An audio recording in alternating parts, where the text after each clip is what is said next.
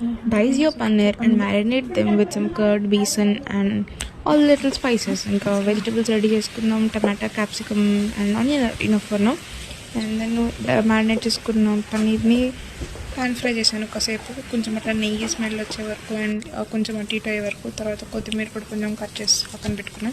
Coming to the sauces, మీకు నా దగ్గర schezwan chutney, chilli and green chutney ఉండే, ginger garlic paste of course. So ఇవన్నీ రెడీగా ఉండి కట్ చేసిన vegetables and pan fried paneer సైడ్గా ఉండగా పొయ్యి మీద కొంచెం ఆయిల్ వేసి ఆనియన్ ఇంకా చిల్లీ వేసాను. మధ్యలో కొత్తిమీర, కరివేపాకు కొంచెం వేసాను, ఎందుకు వేసానో తెలియదు. పట్టపట్టా పెరుగుతున్న కొంచెం నీళ్ళు వేసాను, ఇంకా పట్టపట్టా పెరిగిన పన్నీరు పడ్డాయి.